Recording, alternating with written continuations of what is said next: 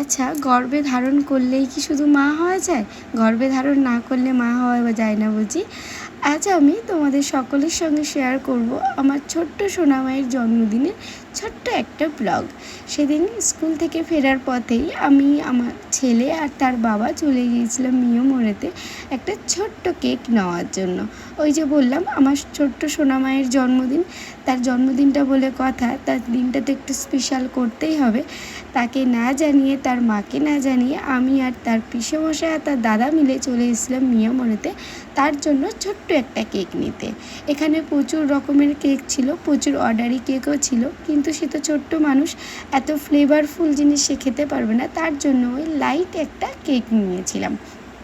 এইবার চলো বাড়ি যাওয়ার পালা, কারণ এখনও আসল কাজটা করা বাকি আছে। কি বলো তো, এই যে দেখতে পাচ্ছ এক কড়া দুধ নিয়ে নিয়েছি, একদম কিন্তু গরুর খাঁটি দুধ বলতে পারো। আমি কিন্তু এতে এক ফোঁটাও জল মেশাইনি।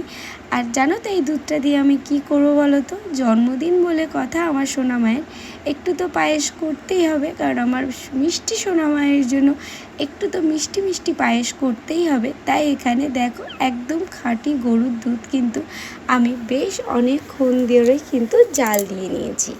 এবার চলো, ওই যে আমি বেশ কিছুটা গোবিন্দভোগ চাল নিয়েছি, সেটা কিন্তু ধুয়ে রেখেছিলাম।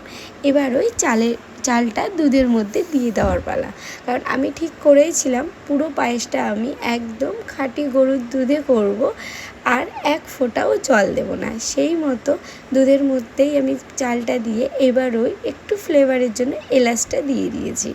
আর জানো তো, গরুর দুধে কিন্তু পায়েস করলে সেই পায়েসটা খেতে অসম্ভব সুন্দর হয়। খাঁটি গরুর দুধের পায়েসটা অসম্ভব সুন্দর লাগে। আর তোমরা বলবে গরুর দুধের পায়েস তো অবশ্যই ভালো হয়, কিন্তু খাঁটি গরুর দুধের পায়েসে টেস্টটাই অন্যরকম। প্যাকেটের দুধের কথা কিন্তু আমি একদমই বলছি না। এদিকে আমার চালটা অর্ধেক সেদ্ধ হয়ে এসছে। এবার ওই বেশ কিছুটা ধুয়ে রাখা কাজু কিন্তু এবার পায়েসের মধ্যে দিয়ে দিলাম। আর ওই বেশ কিছুক্ষণ নাড়াচাড়ার পরে আমি কিন্তু তাতে দিয়েছিলাম, মিষ্টির জন্য দিয়েছিলাম কিন্তু বাতাসা। আমি জন্মদিনের পায়েসে একটু বাতাসা বা মিষ্টি দিতে পছন্দ করি। এই দেখো, এদিকে কিন্তু আমার পায়েসটা রেডি হয়ে গেছে। আর সন্ধেবেলায় চলে গিয়েছিলাম আমার সোনামায়ের কাছে। দেখো আমার মিষ্টি সোনামাটা তার কেক, টুপি, সুন্দর মিষ্টি একটা ড্রেস পেয়ে কি খুশি। ছোট্ট বাচ্চারা সামনে এরকম আগুন জ্বালিয়ে রাখলে, কেক রাখলে তারা একটু দুষ্টুমি করে, কিন্তু আমার ছেলেও করে, কিন্তু সোনামা একটুও ভয় পায়নি। দেখো কি সুন্দরভাবে সে বসেছিল, আর তার পিসেমশাই তার হাত দুটো ধরেই কিন্তু কেকটাকে কাটিং করেছিল, কারণ সে তো ছোট্ট মানুষ, এদিকে তার ক্যান্ডেল জ্বলছিল। তাই তারপরেই সবাই অল্প অল্প করে একটু কেক খাওয়া হয়েছিল।